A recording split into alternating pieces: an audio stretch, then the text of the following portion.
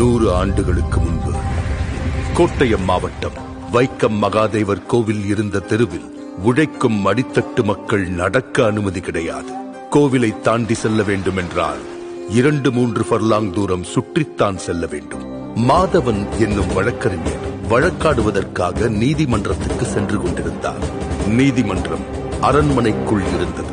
ராஜாவின் பிறந்த நாள் என்பதால் அரண்மனையில் பந்தல் போட்டு வைத்திருந்தார்கள். நீதிமன்றமும் பந்தலுக்குள் அகப்பட்டுக் கொண்டது. யாருக்கும் எதற்கும் அசைந்து கொடுக்காத விஷ விருட்சங்களாக வளர்ந்து நின்ற சாதியும் மதமும் மாதவனுக்கு அனுமதியை மறுத்தது. நீதியை நெருங்குவதை தீண்டாமை தடுத்து நின்றது. மாதவன் விடவில்லை. அண்ணல் காந்தியடிகளின் ஆலோசனையில் தலைவர்கள் காங்கிரஸ் கட்சியுடன் 1924ஆம் வருடம் மார்ச் 30 அன்று தெருவுக்குள் நுழையும் சத்தியாகிரக போராட்டத்தை தொடங்கினார்கள். உயர் சாதியினரும் விடவில்லை. வைக்கம் போராட்டத்திற்கு எதிரான இயக்கத்தை உருவாக்கினர். காவலர்கள் போட்டிருந்த தடுப்பை கூட நெருங்க விடாமல் போராட்டக்காரர்களை தடுத்தார்கள், மிரட்டினார்கள். கண்ணிருந்தால் தானே பாதை தெரியும் என சுண்ணாம்பு நீரை கண்ணில் வீசி பார்வையை பறித்தார்கள். போராட்டம் தளராமல் தொடர அரசனுக்கு மூக்கு வியர்த்தது. டி.கே. மாதவன், கேசவ மேனன், ஜார்ஜ் ஜோசப் என 19 தலைவர்களையும் கைது செய்தார். போராட்டத்தை வழிநடத்த தலைமை இல்லை. சிறையில் அடைப்பட்ட தலைவர்களுக்கும் வேறு வழியில்லை. காங்கிரஸ் கமிட்டிக்கு கடிதம் எழுதினார்கள். நீங்கள் வந்து போராட்டத்திற்கு உயிரூட்ட வேண்டும், இல்லையென்றால் அரசரிடம் மன்னிப்பு கேட்டு போராட்டத்தை கைவிட வேண்டிய நிலைக்கு தள்ளப்படுவோம் என்றது கடிதம். போராட்டத்தை தாங்கி பிடிக்க இரும்பு கரமே வந்தது. சாதிக்கும் தீண்டாமைக்கும் எதிராக எந்த சமரசமும் இன்றி போராட்டத்தை தொடர புறப்பட்டார் தந்தை பெரியார். வைக்கம் போராட்டத்தை சமூக போராட்டமாக மக்களிடம் கொண்டு போய் சேர்த்தார். கோவில் தெருவில் ஆடு நடக்கலாம், மாடு நடக்கலாம், மனுஷங்க நடக்க முடியாதா என்று கேட்டார். ஊர் ஊராக சென்று பிரச்சாரம் செய்தார். பெரியாரின் ஒவ்வொரு பேச்சும் வெடிகுண்டாக வெடித்து ஆதிக்க சாதிகளை அசைக்க மக்கள் கூட்டம் ஒன்று சேர்ந்தது. கலகலத்து போனது திருவிதாங்கூர் சமஸ்தானம். பெரியார் பேசுவதற்கு நீதிமன்றம் தடை விதித்தது. தங்கள் உத்தரவுக்கு மதிப்பளிக்க முடியாமைக்கு வருந்துகிறேன் என பெரியார் பதிலடி கொடுத்தார். கைதும் செய்யப்பட்டார்.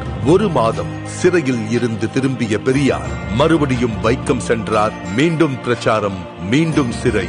இம்முறை 4 மாத கடுங்காவல் தண்டனை. மலையை சிறை என்ன செய்துவிட முடியும்?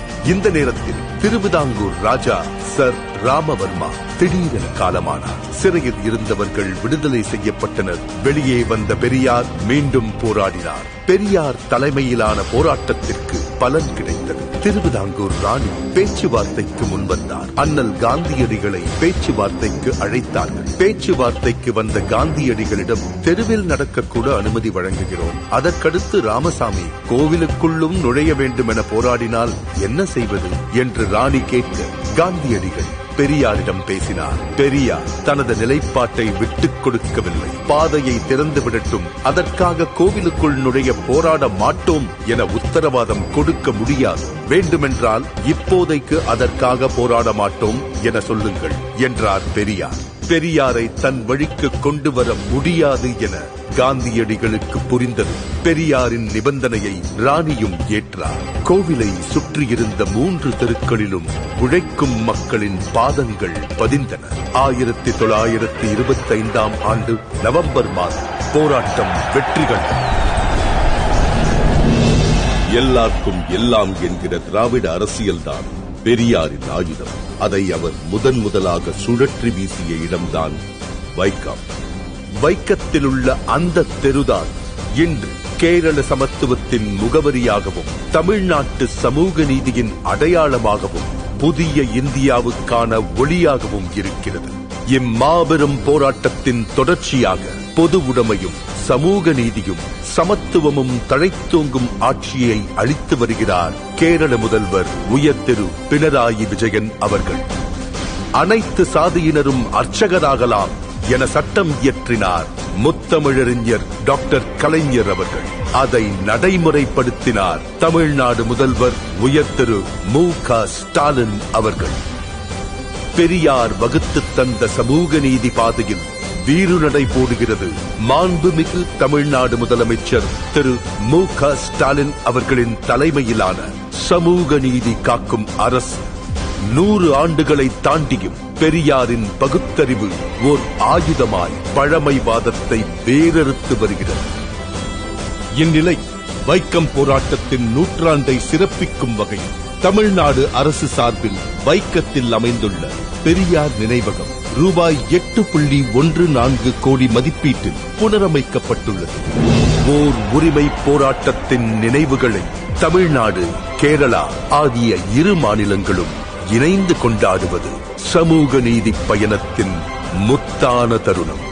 இந்தியாவின் கவனம் இதை நோக்கி திரும்பும்.